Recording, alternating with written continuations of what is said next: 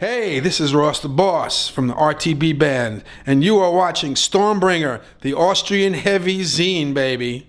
Number 1.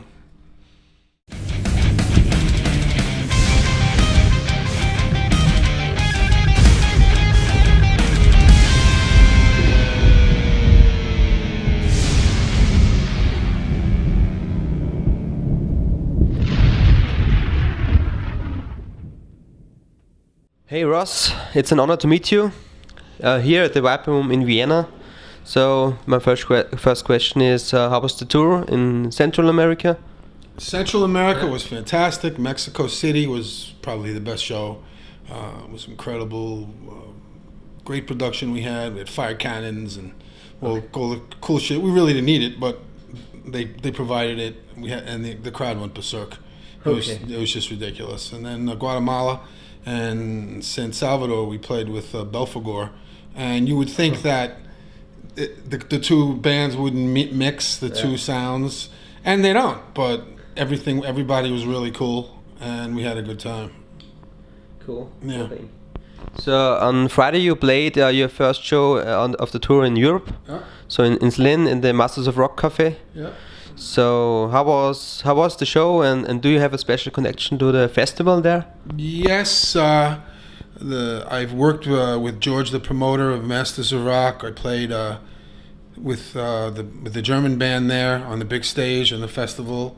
We had a great day. I'm really good friends with George, and he said, "Come on, play. Let's start your tour. Let's start your band up." And we had a great show. It was good. It was really good. I mean, we've only been on stage together 7 times with this lineup. Yeah. So yeah, I mean, so it's they're learning the songs. I'm learning the songs again. No, but we're doing a good job. Okay. It's good. Okay. So what are your expectations of the tour and the different audiences of the countries you're going to visit? Your armies in England, Ireland, and also your brothers in Belgium, Holland, Italy, Spain, and Germany. Well, I know that there are a lot of people out there that are seeking to see what made MANOWAR great, what it really was that created that band. And I mean, people like, my vision was no downtime, no talking, no solos, no bullshit, nothing. Just flat out go out and play music. And I think that's what's better. I think people really want to see that. No speeches. It's ridiculous. No one wants to see that anymore. I mean, and well, we want to give value for the money. We want to give the raw, cut down, raw concert,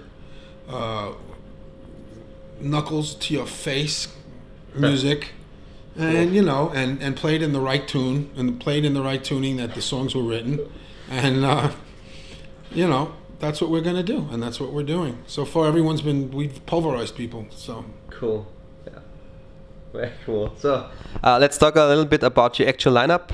You have great people here in the lineup. So there is Symphony X bass player Mike Lepon. So, how do you get to know him?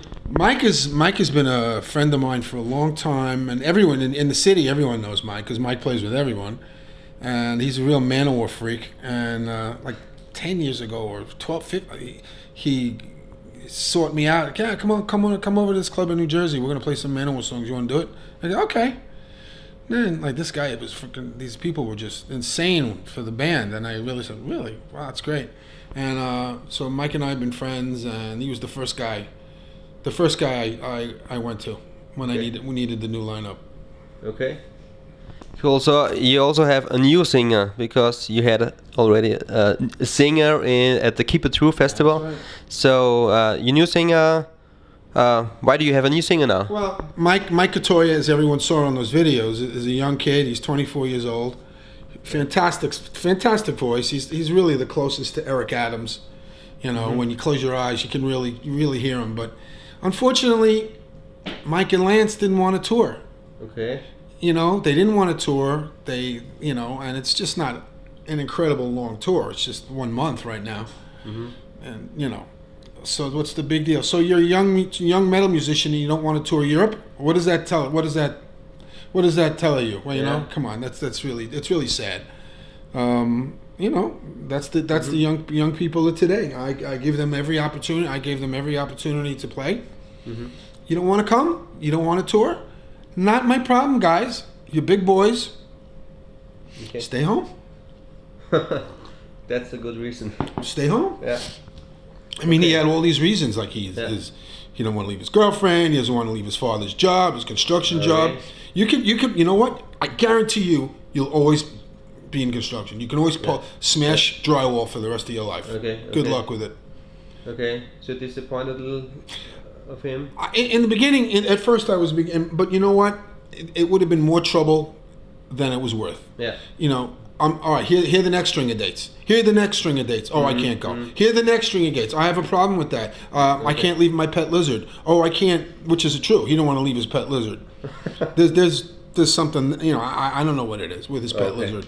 But great talent, but if you don't want to share your talent with the world, there's a problem. You know, and I love those kids, and believe me, but they don't want to tour. Okay? So I need reliable, world-class warriors that want to tour, and that's what I have.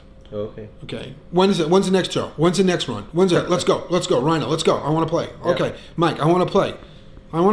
Yeah. Mark. I want to play. That's all I want to hear from people. Yeah. So, I think you said it's confident with Mark. Oh, sure. Mark is shot out of a cannon. He's got a great range. Yeah. He's got a great singer. He's not Eric Adams. He's not an Eric Adams clone, obviously, but he has a reverence for Eric and his vocal stylings. He's very respectful of Eric, and he knows. I mean, he's not going to do everything exactly the same, you know. And these people, like some of these guys, nitpick the performances. Like, stop it already. It's not the same singer. It's not the same era. It's not the same. You know, he did a tremendous job on the recording. I think he's amazing. You know, I think it's glorious. You know, and I have absolutely no problem. Mark is fantastic on stage, fantastic attitude. Okay, cool. So last one in your lineup, how do you meet your drummer Rhino? Oh, Rhino! I've known him for a long time. I mean, I wasn't in the band when he was in the band, but then when he left the band, he called me, reached out to me, and him and I had a real long talk for hours about things. And I can. Oh yeah. Believe it. Oh yeah. A lot of things happens. Yeah, and you know, I've been friends. He's a great guy. Yeah. Very, very simple guy, simple man. Great. I mean, I say Snowy Shaw said it. You know who Snowy Shaw is? You know Snowy? No. He's a drummer. He was in Merciful Fate. He was in all these bands. He goes, listen, I know I'm a great drummer. Yeah. He's been in all these bands. In Sabaton, he's been in all these groups. I go, but Rhino, he's the best. I think he's the best drummer. Yeah.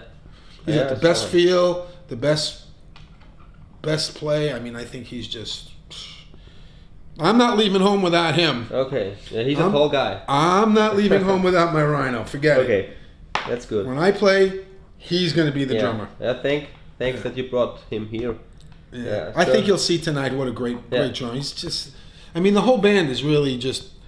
It's a pleasure. You know, it's when you have this level of musicianship and of expertise, and you can see it. I mean, there's no faking it. There's no faking talent and raw talent and ability.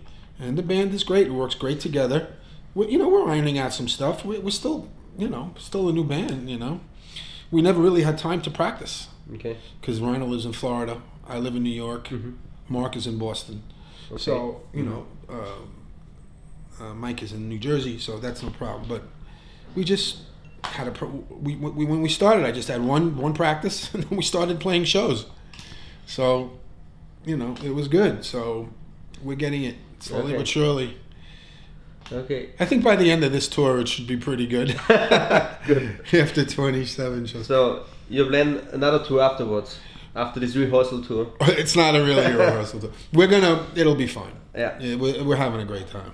Great time on stage. Maybe and the music is being played in the spirit that it was meant to be played in. Yeah. Okay. Okay. the songs. My conception of the band was a band of insane tenacity, a bunch of guys getting on stage and just playing these songs, and not stopping for a 30-minute speech and bass solo.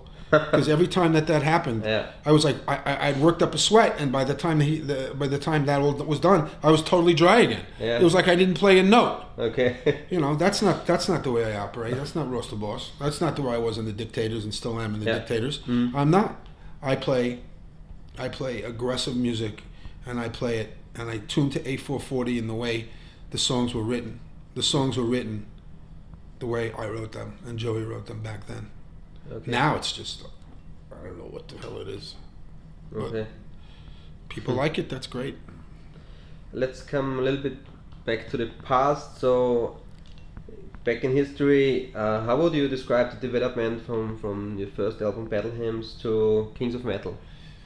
Well, I mean, we switched drummers after the first record. We got Scott Columbus. I think that first record was amazing. And Battle Hymns was great. I think the songwriting kind of matured a little bit. I don't know. We had a great. I mean, if you do 6 albums in 6 years, I think that the difference was not that great. You can see it over time. I just think that the songs were there, always there. Joey and I always had songs. Always had songs. You know, whether he wrote them or I wrote them, we still put the songs together, the two of us. You know, and so I think that that's the deal. Okay. Where do you see your main development until today, from when you were asked to leave the band? What was that? Your development after Kings of Metal.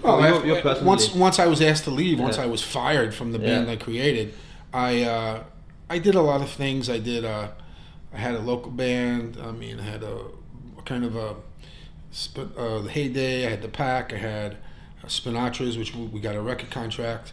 We made a great record. I did a few records. Then I joined the Dictators. Started playing again in '96, touring all over the frickin' place, getting really big in Spain and in Europe. And as a matter of fact, I leave. When I come home, I go for a month, another month in Europe. So, but it's great. I just kept playing. I never stopped. I really, I thought, I never looked back at MANOWAR. I really didn't. I was thinking that I don't think I could get along with this guy anymore. I don't think I could be in a band with you. You're not the guy that I met in England. You're not the guy that Ronnie Dio introduced me to. Something about you has changed, and I don't like what I saw. So, I mean, I would have stayed in the band, but Joey thought it was best to cut me loose right before Kings of Metal. It was a perfect time. You know Hammerfall, of course, and Oscar Toniak, he quoted in an interview that everyone is influenced by MANOWAR, no matter if you like it or not. Do you agree? Well, I would say that MANOWAR is the first power metal band. I mean, before Battle Hymns, what was there? I mean, before the sword, before that imagery, what was there in metal? Wasn't what it was. Before MANOWAR, there wasn't anything. So I think, before MANOWAR, there was no power metal, and before the Dictators, there wasn't no American punk. So that's the second show of the European tour tonight. And you're also going to play the Rock Hard Festival, and then you tour with the Dictators. So you're very busy. What are your plans after that? To rest. To rest? Yeah, to regroup, to work on songs, to the new record, and the record for Roast the Boss. Death Dealer. Death Dealer. That's being done already. Okay. So RTB band. Okay. So one final question: was it important to you that you play in Vienna? As MANOWAR played here the last time over 15 years ago. That's Vienna. it? Yeah, in Vienna they always left Vienna out. Right. There was it's a funny story behind this. Of course, money. But there was an incident. Every MANOWAR fan talks about it because they played a show, I think it was in the 90s, and because one thrown cup of beer, Joey stopped the show after 1 hour or so, and MANOWAR fans went out, burned the t-shirts. So I can't blame them. yeah, He stopped the show. That was it. he He stopped just the said, show, "Fuck yeah. you." Well, you see Because that of one guy, yeah. that's the attitude that you will never see from me or this band. That, you know, people pay money. They're allowed bad behavior sometimes. I mean, you don't want beer thrown at you. You don't want any spit or anything. I've had it all. You know, it's not your thing. You know, you pay your money, you take your chances. That's what Iggy Pop said. And if I was a fan in that audience, I would be very, very upset Yeah, with that. And I would. That's horrible. And you know, it's just some of the things that I hear, that I know what's going on, and that it's embarrassing. It's embarrassing to me to be linked with part of that, yeah. and to know that I would never approve of that, ever. Okay. And that's one of the reasons I'm not in the band, Yeah, because that spirit is gone. That spirit is gone, my friend. yeah. And it's just it's a shame. It's a damn fucking shame. But if I was in charge, you think I give a shit about some fucking knucklehead throwing beer on stage? No. No. What does it stop? What did it stop him? His bass solo? Maybe his bass solo should have been stopped. Okay. Who fucking wants to listen to that? A lot of good things. I hope he hears it too. Yeah. I hope so. To you, buddy. Yeah. Okay, so it's very cool that you play in Vienna. Thank you. And so thank you very much for the interview, and looking forward to the show. Wish you best for the tour, and hope Thank to you. see you again. So Thank you. it was an honor, really. Enjoy. Yeah. See me, enjoy. Enjoy. Thank you. Thank guys. you.